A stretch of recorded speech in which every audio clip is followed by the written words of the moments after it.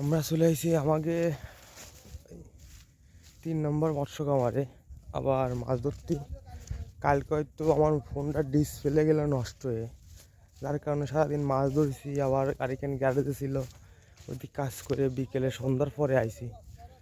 আইলাম অবশ্য একবার গেড়ে, কিন্তু ফোন রিসিভ করতে পারছিলাম না বা কোনো কিছু দেখতে পাচ্ছিলাম না।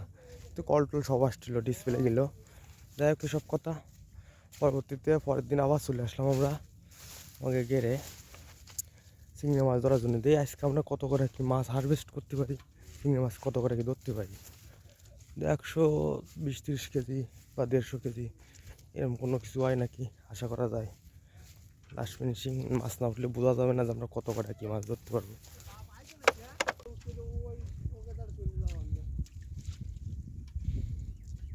এই নতুন এই করে ডাল নিয়ে বিয়ে হয় নতুন গাই যে কালকে আসুন নিয়ে আসে দুটো কিনে, বড় হওয়াটা নিয়ে আসবে।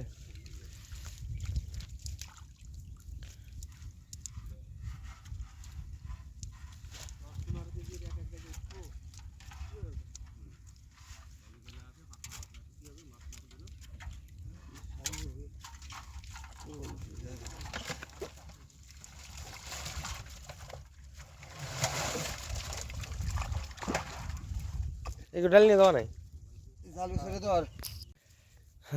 সবাই নাম নেমে গেছে বা আমিও নামিলাম, আমি উঠে গেছি। তো ব্যারে লোক লাগতো, ব্যারে লোক বেশি লাগে। আর যদি ফুল জাল ধরা বা মাছ ধরা একটা গেরের কত সময় লাগে, যেতে গেলে অনেক সময় লাগে।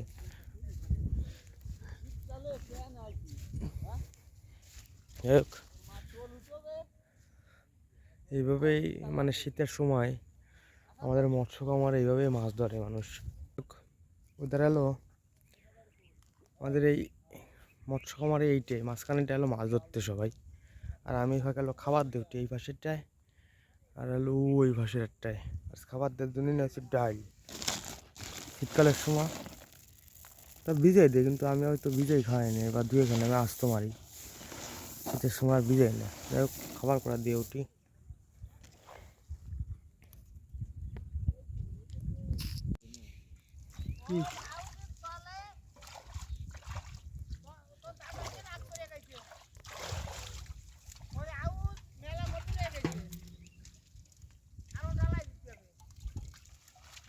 নাইট আইলো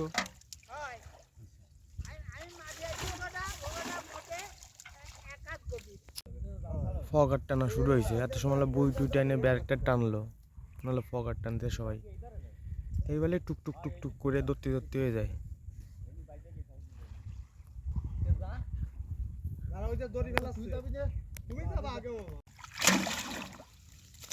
কাতলার সাইজ তো মোটামুটি এই গেলে খারাপ হয়নি। এটা বড় যদি গ্লাস কাপ রায় দিস, আরো কো বড় তো ওর টুকটা বড় রাখলে কাজ হবে না। আর বিয়েতে বড় মাছটা দেই না, এমনি 19 কেজি 20 কেজি মাছ ছিল ওটা বিয়েই। দুটো মাছ নষ্ট হয়েছে, একটা কুড়ি খাইছে, একটা আমরা খাইছি, আর একটা চলে গেছে, আর একটা আছে, একটা দুটো কি বড় কাতলাতে হলে 15-16 কেজি তাই না, আর গ্লাস কাপ ছিল হলো 19 কেজি। 19 কেজিটা খাতে পারিছি।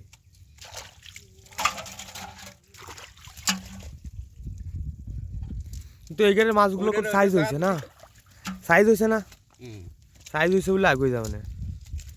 তো নিচের গেটটার মাছ কি বুঝলি, মাছ কি আছে, মাছ থাকলে হচ্ছে। নেট দিচ্ছি আমি, নেট দিচ্ছি, রাখ নাহলে উঠে নি।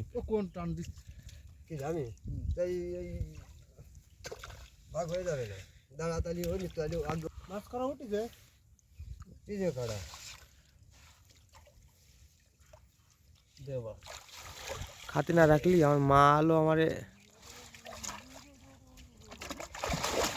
যা গেল মানে খাতে রাখতো করে 3-4 কেজি হয়েছে, 3-4 কেজি হচ্ছে। কোনো মতে একটুটা মাথাটা বের হয়ে গেলি খাই দেখি না ওই ভালো টুকটুক করে ধরো, 2-4 মাছ ধরা যায় নাই। উঠে গুল খাস খালি গুল বল তারা এই গুল খা ভিডিও কাটতে যাবেন তো একটা আছে আর ছোট ছোট দুটো তিনটে এইগুলো তো খার মাছ রাখ বাড়ি করে সব দিচ্ছি এই বিলাক কাপ দাও আমার নিয়ে হলো বাড়ি করে ফেলাচ্ছি এটা লাগে না তুমি এত হ্যালো লাস্ট টানে মানে পগারের টানের মাছ এইভাবে হলো মনে করো যে আমরা আস্তে আস্তে টাইম টুনে ডুবোই ডোবাই শীতের সময় ধরি একটা কাপতে আছে কাপে গুল খায় অল বডি কাপতে আছে কাফের ওষুধ গুল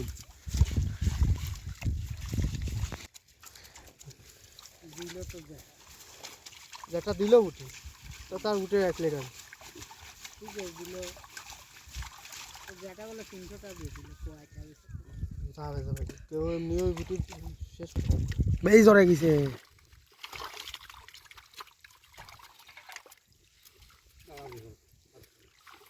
ছোট দিবা নাকি দেখে নই আস্তে আস্তে একটু জোরে টাইনে নাও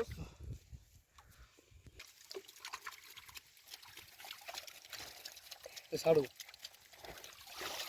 বড় দিক করো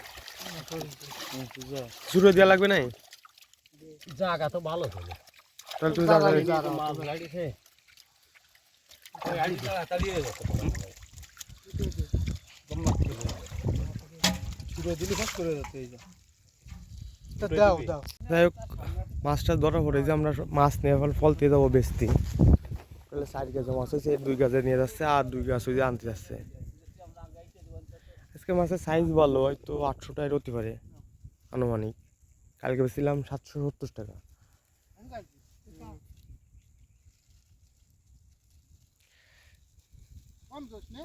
আমিও খাবো না রে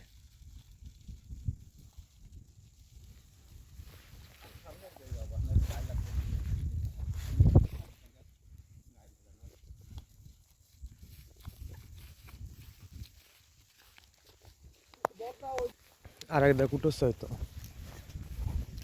আর 2 কেজি আছে আমার কাছে সব এই যে আমার কাপড় টাপড় সব নিয়ে জলে উঠার পরে মোটামুটি সবাই আটিছি এখন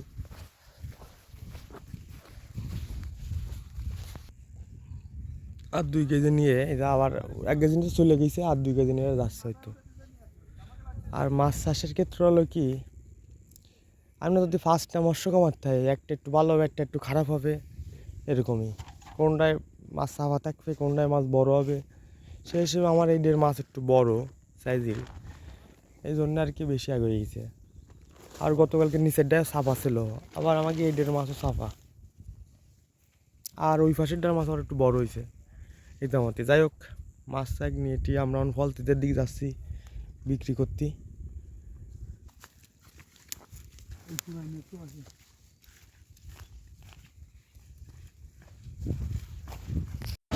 যাই হোক আমরা ঘরে চলে আসছি আর কি মাছ বাছা চলতেছে ভালো বাইশে বিক্রি হবে হয়তো মাছের সাইজ ভালো পাইকারি বিক্রি হয় সবগুলোই আমাকে